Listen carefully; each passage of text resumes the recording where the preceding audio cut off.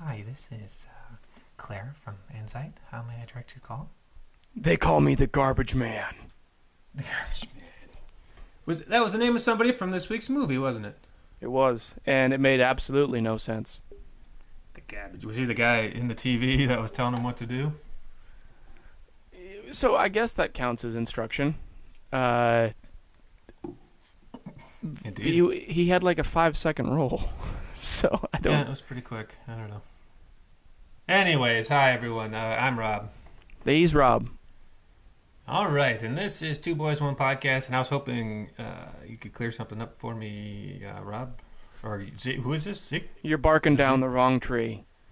We went over this. You like barking up trees. Down. You said it correctly, didn't you? I did, because I listen.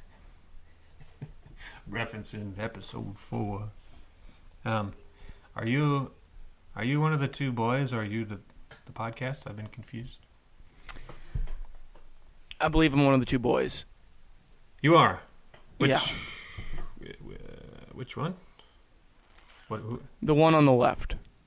Okay. As you watch the podcast, I'm the one on the left. And I'm the podcast, right? Yeah, you're right. I'm left, you're right. No, I'm the podcast, right? You're the commode. I'm the commode. Speaking of commode, I got some bidet news. I've been waiting all bidet for it. Hey. That's terrible. So it's only going downhill from here. I know it. So we had to get a new toilet. The old one was clogging up too frequently. Too much Taco Bell. Toilet. Too much Taco Bell. Yo quiero. So we had to get a new one, and now I did manage to install the bidet, but now the little squater doesn't hit your tushy as well as the old one. So where does it hit you? On the back of my head. Show me on a doll. I'm pointing to the back of the doll's head. So it's not even in the toilet anymore. Well, I couldn't remember where it went, so I put it on the wall above the toilet. Okay. All right. But I don't know what to do, because it's not hitting the, anybody's took us anymore, and that's, kind of a problem. Have you thought about adjusting the stream so that you have a little bit of a drinking fountain available to you? Yeah. Oh, of course. I've got a little. It's like that lacrosse. It's like one of those lacrosse sticks. So it's got that nice curve, and then I just kind of put my mouth back while I'm sitting on the commode, and it pours right into my mouth. I think that's sanitary. I think you're really going to be happy with that. I'm not sure that the Super Soaker 1000 is going to attach to that as well as you hope, but I look forward to hearing further stories about Rob and his commode. And that's been toilet news for this week. How are you, Zeke? What do you, go ahead. What do you want to say? Or I'm still confused about. So, does I still don't quite understand how the bidet is not a separate entity. Anyway, but then how are you not able to travel? Like how would it not adjust to a second? Like if it was a second entity altogether, why did you have to move it at all? And then Exhibit B, why was it so difficult to uninstall? I never said it was difficult to uninstall. You fool! You said it didn't attach as well to the. That would be reinstalling you nincompoop. Okay. I feel like that's all that's been going into your toilet. Hey, that one I like. I like that one much better. Nice work. I'll be here all hour. To answer your Exhibit A, or number 1, our new toilet is a bucket. That makes sense. That would explain why the attachment was so difficult. Mm-hmm. I mean, because your tuchus is pretty much you kind of fall into the thing. It's a big bucket. I'm also confused as to how you're being hit on the back of the head. Yeah, I was thinking. None of that made much sense, huh? Do you sit backwards? Mm-hmm. Okay. I still don't think that. I also kind of forgot where you shower. So I wasn't sure if it was my bidet or if it was my shower nozzle. That makes so that's sense. why I put it on the wall. Mm-hmm. So Mm-hmm. I've been showering with it and using my lacrosse equipment as a drinking fountain, but I still can't figure out how to get it on my little fanny. Did you sidebarring for a moment on the on the lacrosse equipment? Did you ever play against Sterling Archer? Sterling Archer? Yeah, I beat him. Did you beat him with the club? Yeah. Yep, okay. Beat him to within. I mean, I'm not gonna say an inch, but it was probably several centimeters of his life. He died doing what he loved. That's right. Hey, is Sterling Archer the guy from Archer? With a lacrosse club. Is he the guy from Archer? He is. Yes. He's actually the guy from Bob's Burgers. They're the same person. They are. They had a crossover episode, didn't they? On both series, I believe. Yeah, I bet they were both pretty funny. Well, they're the same, equally funny, because they're the same person. I mean, okay, but I mean, so you're saying any movie that say William Murray is in is as funny as the other ones? Yes, because they're the same person.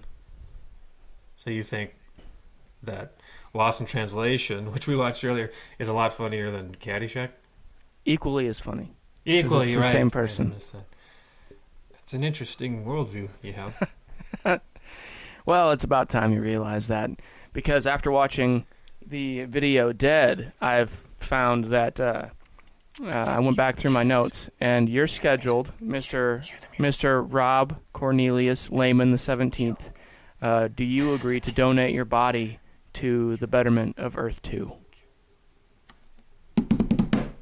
Well, no. Earth 2, no. Earth 3, maybe. No, Earth 3's dead. Earth 3's dead. What? Yeah. I did feel a great disturbance in the force. See, when I watched this, I went That's and... not what... I went and bought a bunch of old tube TVs. You should be getting a delivery after this podcast. Have we moved on to Zeke a week? I'm moving. Because... Is this a movie? I hear it coming. Zeke week! Zeke week! Zeke week! Zeke week! Zeke week! Very good. You got to do your little thing. How do you feel better? No, I don't. Because I realized how much more I paid for this week's film than you did. Welcome to Zeke a Week. We're talking about the video Dead. Zeke, how much did you pay for viewing this fine picture? $4.99. $4.99. Correct me if I'm wrong, but that's the most either of us has paid for any of the films we've featured. Yes, it's the most I've ever paid for a rental, especially one made in 1987 with a bunch of people that I've never heard of before. So you're pretty happy about it, I can tell. Yeah, it's gonna improve their rating, I guarantee it. Zeke, I'm sorry to inform you, but I was able to watch this one for free. I believe you're sorry to inform me of that after I've watched it. Rob. Yeah, well, I mean, Rob. I just kind of... What the hell is that? It's your conscience talking. Hi, Jim, and it's a cricket. There's a little cricket here. Mm-hmm. Hi, buddy. Squash him. Okay. Got him. Good. Skunk Bear can eat him later. Good call. Well, speaking of which, he's sleeping. We can't wake him up. That's my cat, everybody. And he's a talker. So if we wake him up, we'll be in trouble. Oh, no. Oh, no. Anyways, what'd you think? Shut up, dude. So there were certain parts where I thought, hey, they might actually hit their stride. Yep. I got a little bit excited. when they showed the zombie blood nightmare picture. I was hoping for, a little hidden gem that was as entertaining as a film within a film as as Home Alone. That is not the case of zombie blood nightmare. They show a grand total of like 15 seconds of it, and it's the same 15 seconds every time they cut to it. Just a couple of zombies walking through the woods. Nothing they do makes sense in the whole film. They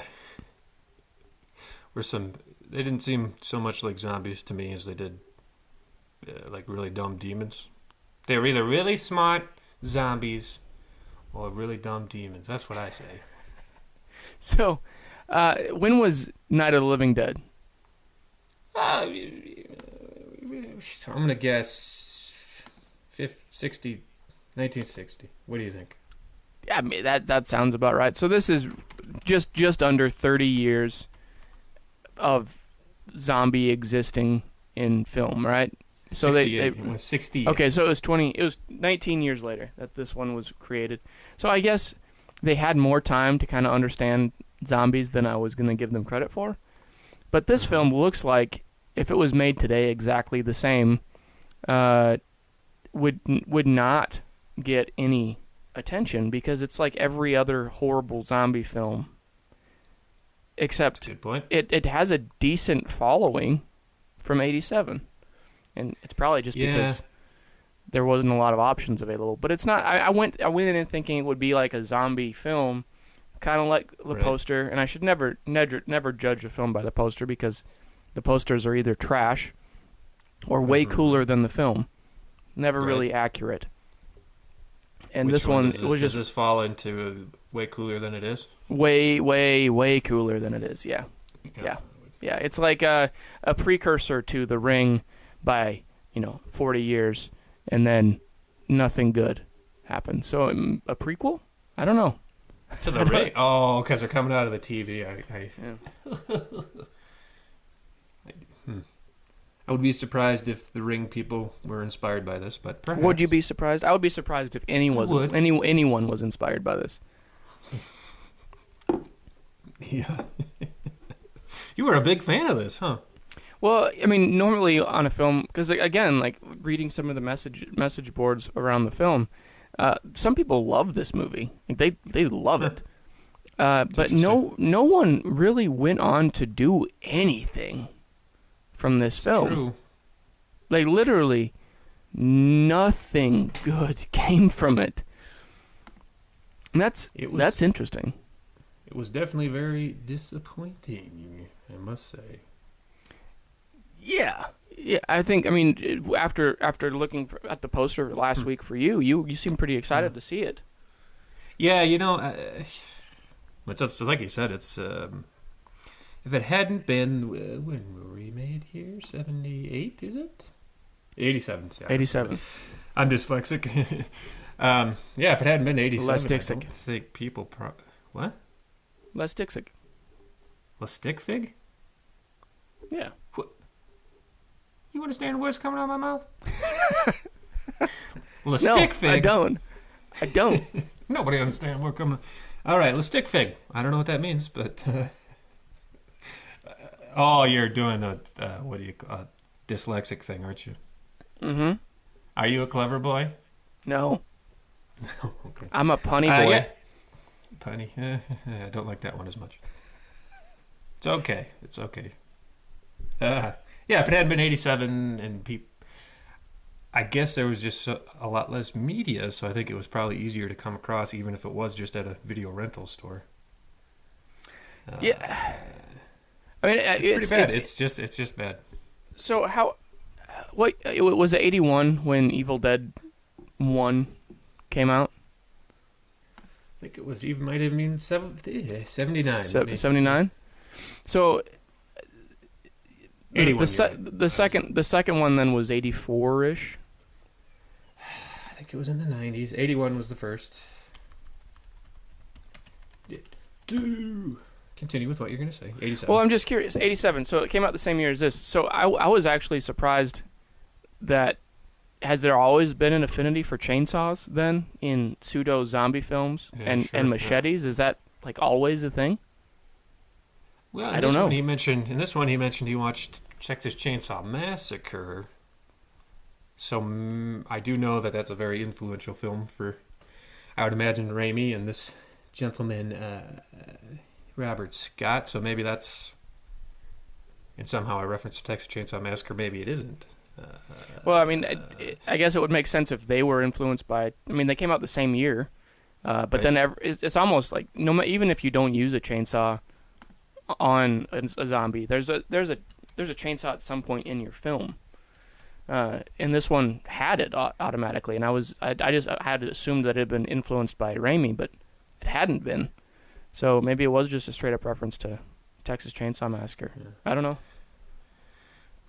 I don't either. Okay, man, quit thinking I know everything about stuff. All right. I have several bones to pick with you about this film, though. And do you have any bones about the film to pick? The only bones I got are the bones in my pocket for not having to pay for it. So go right ahead, buddy. Rattle the bones.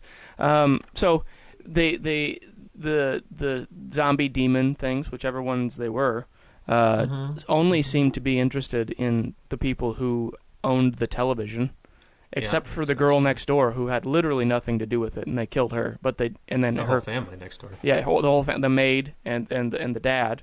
But the rest of the community was completely uninvolved. Even the guy hanging the sold sign in the driveway, he didn't seem to care. The police never technically showed up. The neighbors were never bothered, even though there was a whole block of houses in between them. Mm-hmm. And then the record thing in the basement in the mirror. So the mirrors worked, and then they didn't work, and then there was a broken record with cords coming. I don't understand anything. And then the parents finally show up from wherever the hell they were, and they were like, we don't really understand what happened, because their daughter's in traction. Their son was killed by a chainsaw-wielding demon zombie, but they weren't worried about him. They can't figure out why the daughter's not talking, and then they pushed the same damn TV back into a room. But what do I know? Evidently, they don't know anything. It all makes sense. None of it makes sense. I still don't understand the record part of it. So she brought all the zombies downstairs because the man from Texas, without the Texas accent, said something, because she had a little voice flashback. If you lock them somewhere they can't get out of, they go crazy and eat themselves. And for whatever reason, she was like, let's go to the basement and we'll hang out. And all the zombies were like, she was going to teach them to dance. She wanted to teach them to dance. Okay. So she brought the phonograph down there, and she said, I forgot the record. And that's how she was going to get upstairs, lock them down there, and then the one zombie found it. And then she had to, boot scoot out of there, but of course she falls going up the stairs. Classic scared lady. Or guy. Yeah, no, usually that character dies a horrible death in the basement. But at least she only went crazy. She went crazy, and then they evidently brought her TV from home to her hospital room. Right. Yeah. But, I mean, it somehow, the TV that had been destroyed, I thought. No? The last time I saw it, there was a mirror taped to it. Right. I guess parents came home, saw, I don't know how zombies all eat themselves. There's got to be something left. Maybe it was the hand out of the garbage disposal. Maybe she just dreamed it all. Maybe it's a whole, Oz situation. You think? It's hard to think about a film like this. I really don't... I don't know how to justify any of it. You just watch it and you enjoy, baby. Did you watch it and enjoy?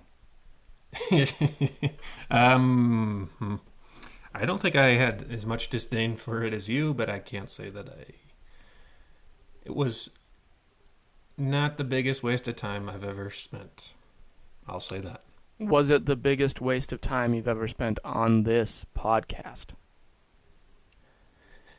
It's probably the worst movie we've done. I would agree it's the worst film that we've covered. Oh. Thus far. So far, I mean, that bottom's going to get pretty deep. I'm not sure that we'll ever find it. But this one so far is the lowest stone uncovered. So, Go out there and watch it. You can get it for free, or you can pay $4.99 for it.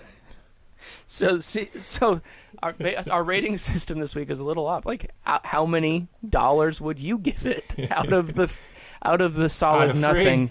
free? Yeah. I'm glad it was free. That's what I rated. Glad it was free. You? I would give it 99 cents out of 4.99. 99 cents. Mm-hmm. So essentially a 1 out of 5. I would give it a solid 20%. Yep.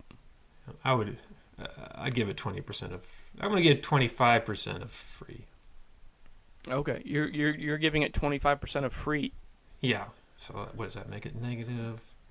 I would like to receive 25 cents. Negative 25%. There's no defined. You know what I mean? Free is 0. So what's a quarter of 0? I don't think there's a number. You know what I'm saying?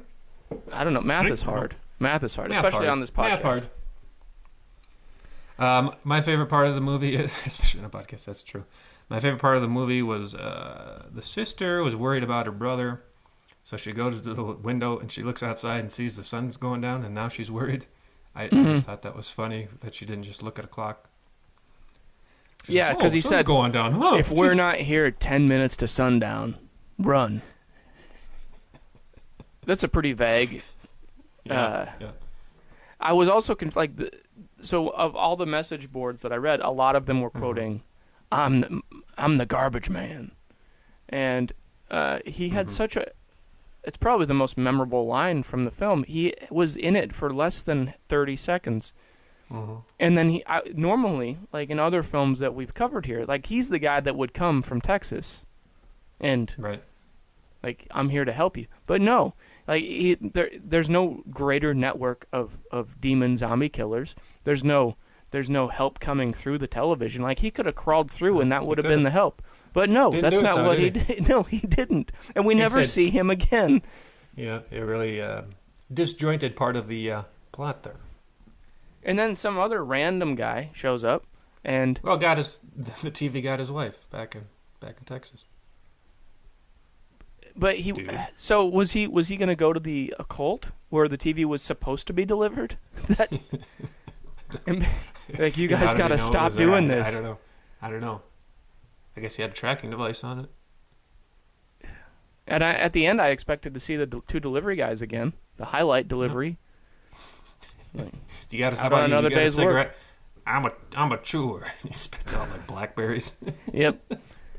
And he's actually chewing. That made me laugh too. It was an interesting. Chew tobacco. Yeah.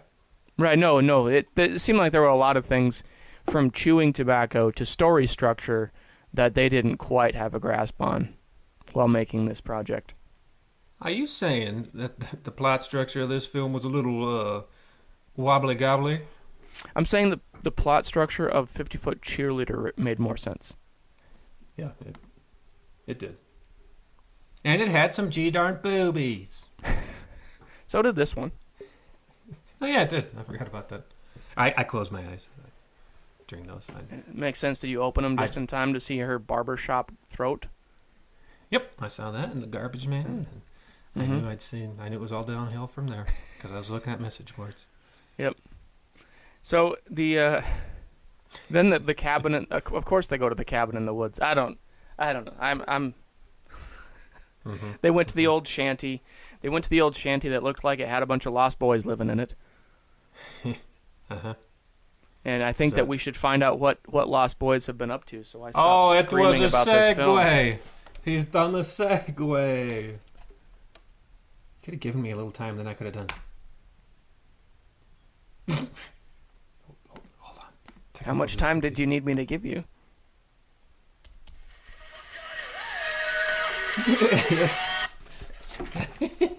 That's going to have to work this week. My cue was off. Well, the volume was down and then the cue was. Anyways, okay, here we go. You ready for this? I have been waiting unbridled with excitement. You remember that guy? Are you ready to rumba? I think he was saying Roomba. I think it is. Are you ready to Roomba? Is the original phrase. Yep. I'm pretty sure. And then he went around vacuuming the ring. Maybe it's Are You Ready to Bumble? Bumble? Yeah, so he's announcing Bumble. the fight between a bee and Tinkerbell every week. Are you ready to Cool. bumble? That's a fun tie-in, huh? Mm-hmm. Okay, here we go. Chapter 10. Chapter 10. Chapter 10. I didn't give it a little subtitle. There's no Chapter Neverland 10. heading. Yeah. I was just kidding. It's chapter 10. Two men. Chapter 10. 2 men. You ready? Yep. Rufy could hardly believe it. Gareth, the Goblin King, was in his bedroom, or the part of his tree fort that served as his bedroom anyways. His eyes were instantly drawn to the bulge in Gareth's gray tights. He wasn't into that type of thing, but this particular bulge was hard to ignore. Gareth had one hell of a moose knuckle. Yes, well, here I am. How may I service you? Gareth asked, breaking the silence. Rufio was still entranced by the king's junk. My dear boy, look me in the eyes. I know it's a magnificent sight, but we have business to attend. Where is the child? Gareth demanded. Rufio's eyes very slowly and difficultly moved up toward his head. Oh, yeah, there's no child per se. I mean, I guess I look like one, but I'm pretty old. Like probably in my 50s or 60s, Rufio explained. The Goblin King's eyes narrowed in annoyance. You mean to tell me you've summoned me here, and you have no child for me to take and turn into one of my lovely goblins? Do you have any idea how hard it was for me to get here, let alone the time you're taking away from me? Why, the goblins and I happened to be grooving on a nice little number when you pulled me away. Gareth exclaimed. He was pretty pissed. Oh, a musical number? Was it dance magic? I love that one, Rufio exclaimed excitedly. As a matter of fact, it was. I happened to be tossing a baby very high into the air, and then poof, here I am. A child may be seriously injured or worse due to your unsolicited summoning, you weird young old man. Can you live with that knowledge? Gareth asked shrewdly. Rufio thought about that for a moment and replied, Look, asshole, you're the one tossing babies in the air like a fishmonger does a dead mackerel. I fail to see how your serial child endangerment is of any concern to me. Gareth thought about that for a moment and replied, On second thought, how about I service you and then we forget about the baby? Service me? What do I look like? A married middle-aged lawyer with 3 kids and one on the way? Rufio gets his own action, Rufio exclaimed incredulously. A confused look appeared on the Goblin King's face. You will have to pardon my choice of words, as I am from Labyrinth World, and not... Gareth looked around. Treefort Land, or whatever the fuck this place is. I simply meant that I will assist you with your issue, and in return you don't report me to protective services. Mister, a guy with a moose knuckle like you probably deserves to be called into, well, if not Child Protective Services, then some other authority, 'cause it's really distracting and off-putting. But fine, you have a deal, Rufio tells the Goblin King. Very good. How may I service you today, young old man? Gareth inquired. That damn phrase again. Rufio couldn't help but glance at the king's junk again. It looks like a crumpled-up crumpet, he thought. He snapped out of it. I got a fairy problem, see? And I need some help, see? And I reckon your boy Hoggle is the ticket. Yeah, see? So where is he? Rufio demanded. I fail to see how a dim-witted goblin with an eggplant nose can help, but if that is how I can service you, then so be it. Gareth replied, Now, look into my ball.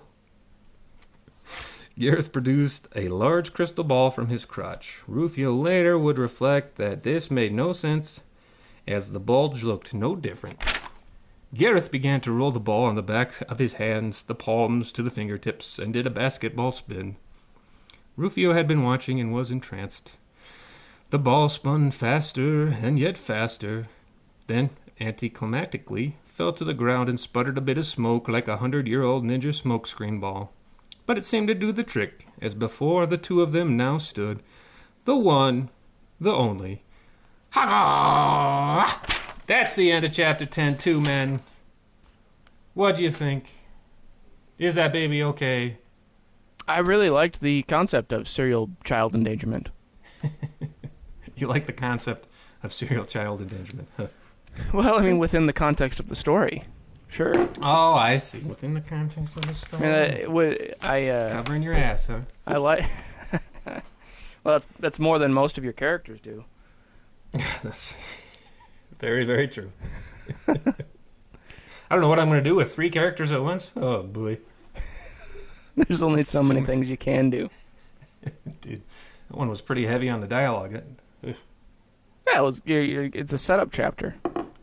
Yeah, that's true. You got converging forces. That's right.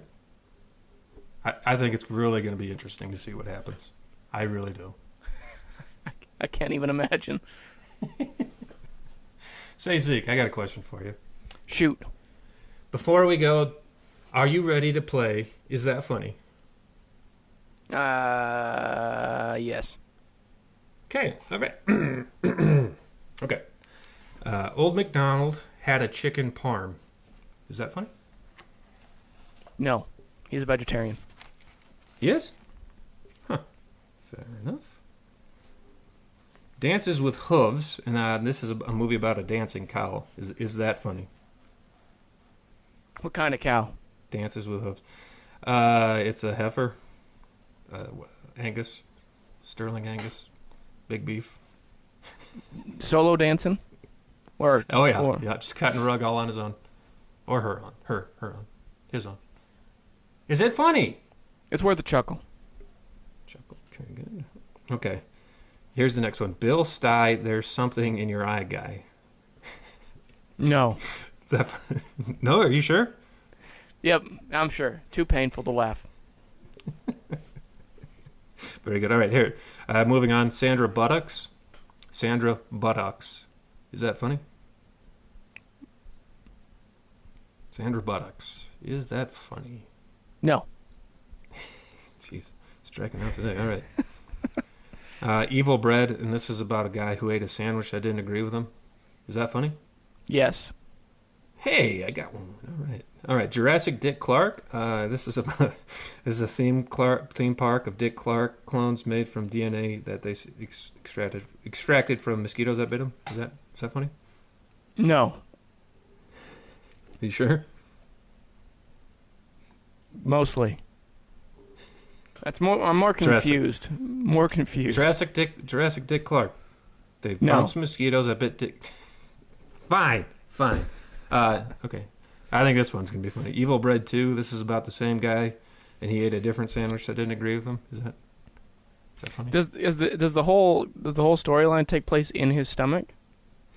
Yeah, or like he's sitting on the toilet, and then like it's in his belly and intestines, colon.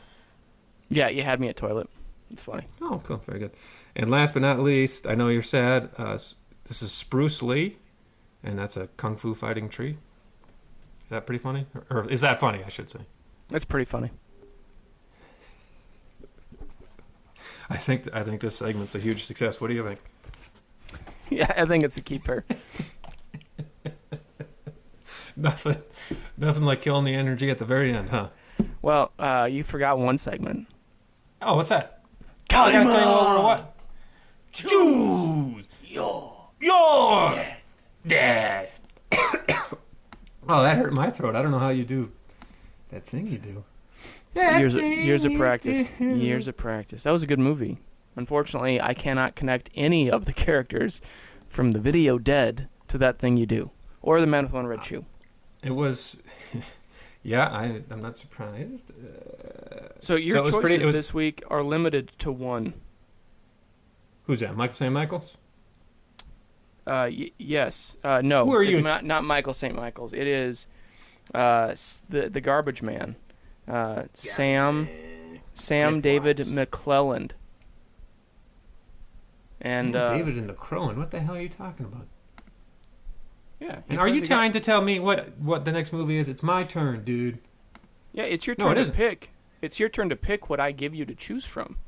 But I'm only able to find one film. Are you sure? Because I picked Bad Lieutenant for you to watch. You picked this for me to watch. You gave me the choice. I gave you the choice. Fine. It is your call. You're right. Did you have something in mind? You're breaking the G-darn rules. What were you going to say? I was going to say The Last of His Tribe is literally the only thing I could find. The Last of His Tribe. The lady you linked to this was in a Dirty Harry movie, but we can't use her. No, we can't. Dims the rules. So this fellow, Michael St. Michael, he was in The Greasy Strangler, which was a Sundance movie the other year. I remember seeing it in the booklet. But he was also in a movie called Ninja Academy. Ninja Academy. That's it? Yeah, so he's done 11 things. Yep. One of them was Ninja Academy. Oh my Ninja God. Academy. He plays number. That's what we're watching. Is Ninja Academy #1. Where Police Fools Academy. Dare. Oh my God. Police Academy styled film offers its laugh at the expense of students and the obvious school for ninjas. That's what we're watching, or is it that or The Greasy Strangler? No, it's this. It's Ninja Academy. Yeah, we're gaining 2 years. Are you sure you don't want to watch Freshwater? Freshwater. I don't see that anywhere. Nope, I'm pretty sure I want to watch Ninja Academy. Are you sure? Are you sure it's Ninja. 3 down on his page? It's right above Greasy Strangler. Ninja Academy. Everything looks better. Everything looks better than this. Freshwater. It's about a big crocodile. I'm not crocodile. Ninja Academy. Oh God, is there anybody else in it? What are we gonna do? There is. Before I did it, I checked this fella. We can talk about it later, but Gerald Okamura, he's in some things that you will be able to get yourself out of this with. Luckily, one of them is a Carpenter movie, so I hope you picked that. But well, with all the favors you've done me lately, I'm counting on your good fortune. Hey, you gave me Video Dead, dude. You chose it. I just gave it to you as an option. Fine. You get to choose this or Alligator Movie. God, you son. We'll watch Ninja Academy. We can watch Freshwater too, okay? Why don't you just pick it? I know that's what you want to watch, right? I don't want to watch any of them. I'm gonna go pout. What was the one you said first from somebody else? The last something? Oh, it's a TV movie with John Voight and Graham Green. Graham Green. No, that's fine. We'll watch Ninja Police Academy. Ninja Police Academy. Yeah. Cool. You're going to love it, Zeke. I think we're both going to love it. I'm going to try to find more on YouTube. Yeah, good. I think you might have luck with this one. Well, anyways, guys. Zeke's going to go pout. I'm going to go, I don't know, do stuff. Probably could take a shower on my bidet. And, so. It's a drinking fountain. It is a drinking fountain. Okay. I guess I won't be showering because it's a drinking fountain. I get confused. I mean, you could rinse yourself. I might rinse myself. Rinse and repeat. Yeah. Cool. Well, thanks for listening, everybody. Zeke, it's been just a pleasure. I'm sure it has been. I'll pout with you next week. Sounds great. Bye, everybody. We love you. Okay, love you. Bye. The portions of today's broadcast that you actually enjoyed are brought to you in whole by... Tonight on Vice Presidentus, Donald Trump sits on the side of the table. Ben Carson is napping in the corner. Across from him sit Bob Dole, Bill Clinton, Bill Clinton's assistant, and an empty chair with the nameplate Condi. You've managed to make it to the final round, Bill. I prefer to go by Mr. President. You're not the president anymore, Bill. In fact, you were impeached. Allegedly. I'm not sure you know what that means. I'd be happy to explain definitions to you as your VP. Shocking. What's shocking is that you haven't given me the job yet, Donnie. Bob here has been trying to unwrap a Werther since week 1, and Condi has yet to actually appear. If this is any indication of how your cabinet placements are going to go, you're going to have to give my assistant a job if you will plan on calling others for your cabinet. What's your name, by the way, miss? I'm 18. Shocking. Bob. Bob! Is there anything you'd like to say that can be of any use? Any use at all? It's just you and me, Big Don. Bob! Give me one good reason I should trust you as my VP when we are running against your wife. Together, we present a bipartisan approach, a unified front. Economically, our ticket is unprecedented. We'll slay the voters just like the ladies. You'd have plenty of chances to stick a knife in my back as VP. Get the presidency for yourself. Maybe you'd be impeached twice. Allegedly! And to be fair, VP gives me every opportunity to pursue all those areas of my term that I was unable to complete. Why don't you just join your wife's ticket? What a hurtful thing to say, Don Don. To be honest, to the best of my knowledge, no one has ever been murdered inside the White House. That was tested several times with my wife while I held the office. I wouldn't want to test my luck again.